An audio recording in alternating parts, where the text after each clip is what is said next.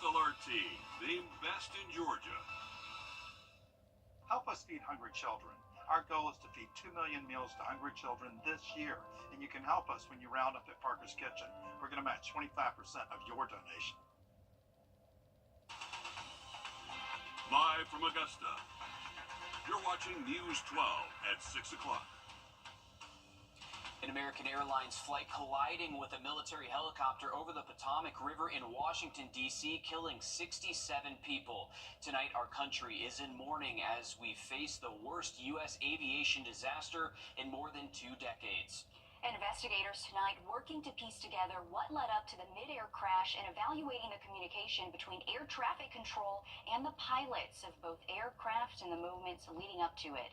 Thanks for joining us. I'm Zaina Halliburton. And I'm Will Rio. At least 2 of the victims, a soldier on the helicopter and a pilot on the plane, have Georgia ties. Georgia Governor Brian Kemp saying Crew Chief Ryan O'Hara was from Lilburn, and one of the American Airlines pilots was 28-year-old Samuel Lilly from the Atlanta area. 2 teenage U.S. figure skaters, their mothers, and 2 former world champions were among the 14 members of the figure skating community killed on this flight. Your Kennedy Payne is live in studio with how the tight-knit sporting community is reacting. Behind me is the Ronald Reagan National Airport, where the plane was expected to land, but instead collided with a military helicopter just over the Potomac River. Amongst the 64 passengers were figure skaters, their coaches, and families. 2 of those skaters were 16-year-old Spencer Lane and 13-year-old Gina Hahn. Back here at home, we talked with one former skater hoping to honor their legacy in March. My husband woke me up this morning and said that there was a plane crash, which was already devastating to hear that. Then finding out it hits closer to home. He told me that it came from Wichita and it had figure skaters on it, and I immediately knew that we just had the figure skating championships there, so it just made my heart sink. Active in the skating community for decades, Lori is a former figure skater and now coach. It is a tight-knit community within figure skating, and when you're a member of that club, you know each other so well, so it's going to be hard. Gripped by the fear of the unknown. We all didn't know who was at Nationals this year, so we all kind of wondered, oh, did she go? Did she go? So I have talked to a few friends and former figure skaters, and we are all just blown away by this. And still feeling uneasy. I still don't know if I know someone on that flight, and I hope I don't. In March, she will be at the 2025 World Figure Skating Championship, hosted by the Boston Figure Skating Club. 2 of their figure skaters were on the flight. I know this is going to be such a hard event for them to put on, but hopefully we'll be doing something to honor their legacy. Crane says once you're in the figure skating world, your family. Even though we may not personally know them, it actually makes your heart hurt for them and for their families. And again, she says she doesn't know those 2 personally, but she does know almost every figure skater's goal is the Olympics, and it's devastating to see their lives taken away before they could get a chance to achieve what they'd hoped to. Just a heartbreaking situation, a really tight-knit community, a lot of people affected all over by this. Yeah, you just take a look at all the families that still just have so many questions and may not even know if they know someone on that flight or if their loved one was on that flight too. And like Kennedy was saying, it's such a tight-knit community, really hard to wrap your mind around what happened last night. Thanks, Kennedy, for that. And we are thinking of those family members that have lost loved ones and people here that have those connections. We'll have much more news in a bit, but right now we're going to send things over to First Alert Chief Meteorologist Riley Hale with what's really been a warmer start, or into our week rather. It has been, Zaina, 72 degrees again today for the 2nd day straight. So we've been in this warm pattern so far this week, and it's going to continue all the way through the weekend into next week, believe it or not. For Friday, we are going to bring in a cold front that's going to bring us back some windier conditions and also the chance for some showers and maybe even some thunderstorms. Luckily, the severe weather threat does look low, but that front is marching our way heading into tomorrow. We've seen some cloud cover throughout the day. It's going to stick with us again tonight, and you can see that cloud cover seen from Augusta all the way over to Atlanta, Columbia, and over in Aiken too. With the clouds, though, that does keep our temperatures a little bit more mild this evening. So if you're stepping out, we should just gradually fall through the 50s as we head past sunset into around midnight tonight. Eventually working our way to the mid-40s tomorrow morning. So starting off well above average early tomorrow, and then by the afternoon, we're expecting high temps to hit the mid-70s. We also have a lake wind advisory in effect, and we are anticipating some gusts, maybe getting up to 35 miles an hour at times. We'll have much more on this in the storm potential in just about 10 minutes. All right, thanks, Riley. The Evans High School head football coach and teacher Barrett Davis is no longer employed by the Columbia County School District. This comes after a letter to parents on inappropriate relationship between an employee and a former student. The school district says an investigation is underway, and any students who witness suspicious activity should be reported to school administration. There is also an anonymous tip line, which we have linked to this story on our website, wrdw.com. We're still trying to figure out if Barrett resigned or was terminated by the school district. A voice of Augusta politics has passed away. Former Commissioner John Clark died from respiratory failure. He represented the Augusta community for 4 years, from 2018 to 2022. Tonight, Augusta leaders and our community sharing their memories and heartbreak. Your Sydney Hood joins us live from the newsroom. Sydney, you heard today that pretty much everyone has a story involved with John Clark. Well, without hearing his voice, you knew John Clark was in the room. His presence was that loud. His loss is a big one for those who knew him, but one thing is for sure, no one is ever going to forget John Clark. A man who needs no introduction. Honorable, trustworthy, a man full of integrity. He didn't hold anything back. He spoke what he felt, that was John. A familiar face He was a true servant leader. to so many. And you just got so used to always seeing him on that front row in the meetings. John Clark, when I first met him, was probably about 14 years ago. He was coming to the commission, and he'll come dressed up in a suit, and he'll take notes. Doug does this poncho and lefty, and I was lefty and he was poncho. We always had a good time. We talked about family, friends, politics. He and my dad were about a year apart, so they were from the same era, and they reminded me a lot of each other. They were both witty, had that sense of humor. And was never at a loss of words. I actually asked him plenty of times, I said, hey, you want to swap seats? He said, no, Wayne, I'm glad where I'm sitting. I got more power than you do. And to be truthful, that was a true statement. If there's one thing about John Clark, That he loved Augusta Richmond County. He served, and as he would tell me, Catherine, you are a constituents commissioner. Back to him. So was John. He was also a constituents commissioner, and he did a fine job. Every person I've spoken to has a John Clark story, and the common theme in all those stories is his sense of humor and his ability to always speak his mind.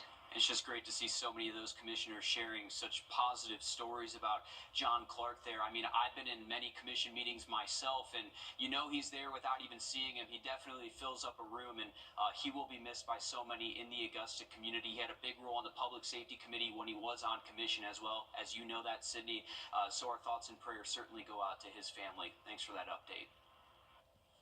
Not everyone receiving care at the Children's Hospital of Georgia lives in the CSRA. That's where the Ronald McDonald House Charities of Augusta steps in.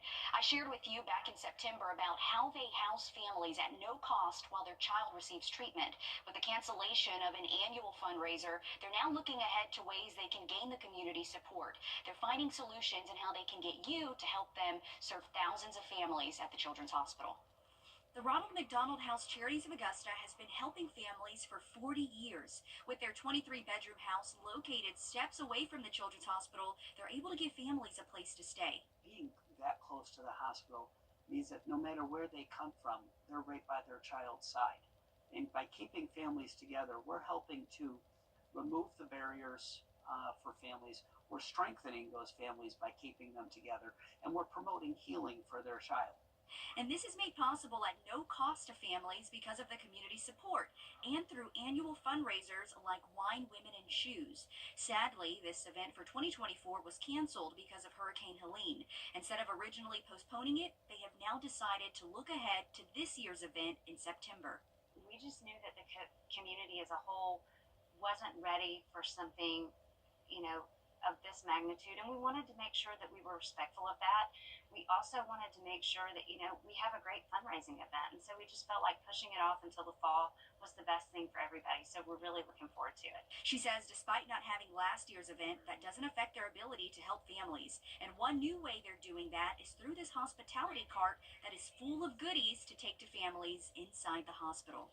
This program, we need volunteers that are qualified through both the hospital and RMHC to take that same comfort of the house and extend it to every room within the Children's Hospital. They say volunteers are really needed right now so that they can continue their mission. I think it is critically important that people understand the mission of the Ronald McDonald House and the things that we have here in this community that can really help them while, their children are sick, and allow them just to focus on their child. And they help so many families because we know hundreds, thousands of kids go through the Children's Hospital of Georgia. The Wine, Women, and Shoes fundraiser is set for September 18th of this year. Until then, you can support them by volunteering for the hospitality cart or signing up for their family table where you can provide food and cook for the families who stay at the Ronald McDonald House. That's every day. They need volunteers. And when we talk about CHOG, we say how lucky we are to have that resource, and you never really know you need it until you actually need it. Same with Ronald McDonald House. Those families that come into our town who need that help, it's good to have that resource here. Certainly, and they are currently full, so there is a need. If you want more information on how to sign up to be a volunteer, we have it all on our website, wrdw.com, under the Finding Solutions tab. Well, coming up after a short break, an electronic scheme targeting people in our community and stealing their devices. Your I-Team is digging deeper and explains how you can protect yourself. Coming up next. Riley? And we're expecting a windy Friday along with the chance for some thunderstorms showing up late into the day. We'll have a full look at that and the weekend outlook just after the break. Time and Temp, brought to you by your First Alert weather team. This is not you. It's not me. Most of next week. All right, thanks, Riley. It's an elaborate scheme that investigators in several counties are trying to crack. Electronic devices, primarily Apple devices, missing after being delivered at people's doorsteps. We're not talking about porch pirates, but potentially a much deeper operation happening right here. Thieves are targeting Apple orders and Apple repair orders, leaving you without your device and without those important family photos, files, stored passwords, and data. Tucked away in the corner of a strip mall off Bel Air Road. This hold down bracket is your home button. Amber Savoy owns this small electronics repair store. And this is an iPhone SE, the newer generation iPhone SE. She's not only fixing Apple devices, but now also trying to find their rightful owners. Have you ever seen anything like that before? Never, and I've worked in this industry for 20 years. I've never seen that. At the beginning of January, surveillance video shows two men bringing in a handful of electronics. About 15 different devices.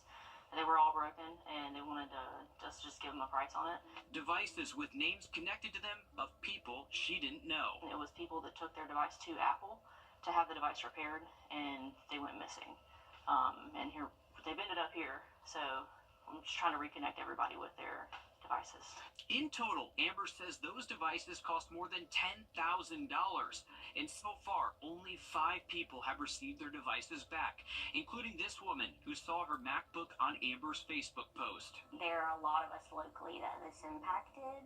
Her computer with a cracked screen was sent out for repair by Apple. She says no tracking label was ever given to her, and her computer was just lost. Also, I was concerned that I had bank tax returns and things saved on my computer, and I had copies of it, but I just didn't want that out there floating around, and I didn't like that no one could tell me where the computer was. Amber says Apple told her there were 70 devices missing from the Augusta area alone. We actually have 2 iPads that are unclaimed. We have 3 Apple Watches that are broken and unclaimed. We have AirPods. We also have an iMac. And this iMac, new, I believe is valued probably around $3,000 or $4,000. But is there a bigger issue with Apple products being stolen? Our I-Team went digging and found pages of police reports in Columbia County. Nearly 20 identical reports from October to January detail stolen Apple products from across the county.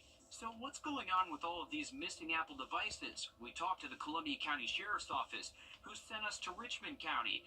Investigators say they're still not sure who's taking all of these Apple devices. However, local law enforcement told our I-Team they're unsure where exactly the issue is happening. I just want this to stop. I think they need to acknowledge that there's some kind of issue. Still a lot of questions with this investigation as it is ongoing at this point. So what's the remedy in all of this? What can you do to protect yourself? Well, Amber says it's always a good idea to back up your data before sending your device out to Apple. For people who have Apple Care warranty, she recommends having Apple send you a shipping label so you can ship it yourself directly to them versus going to an Apple store.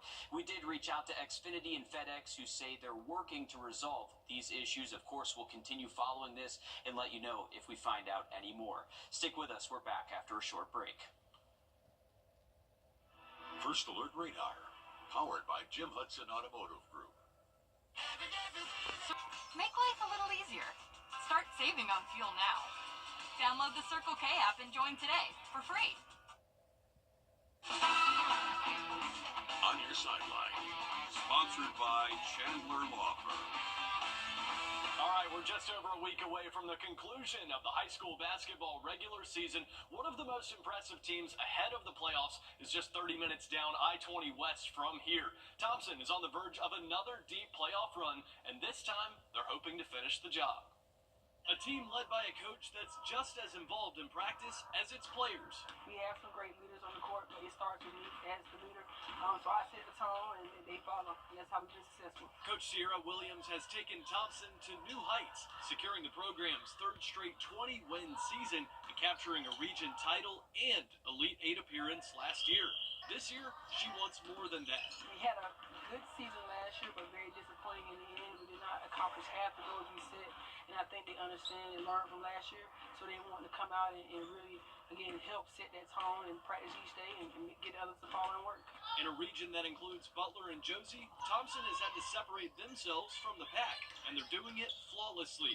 The Bulldogs are 7-0 in region play with just 3 games left on their schedule. We have the toughest region in 2A basketball, so we have to do the small things each day to get better, and it started for us in the offseason over the summer break. Williams says she's confident that this year's team has what it takes to secure the program's first ever state championship.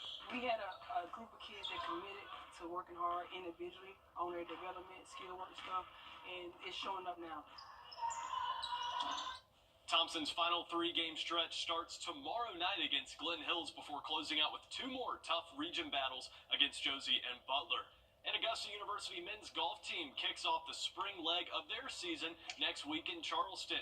They ended the fall season with a 7th place finish at the Bearcat Invitational. And while they've had some time to make adjustments, junior Stephon Jacobs has been at work. He was one of 3 Jags to compete in the Orlando Amateur, where he placed 3rd. Big things in store for this year's squad at AU. All right, thanks for that, Joseph. I am hanging my head in shame today. We unfortunately did not get our 3-degree guarantee, brought to you by Tub Doctor. Our forecast 67. Despite the cloud cover all day, we still were able to warm up to 72 degrees. No money today, but we have gathered up to $750 for Prepare for Babies so far. So looking forward to presenting them that check. I'm going to look at the 7-day forecast for you just after the break.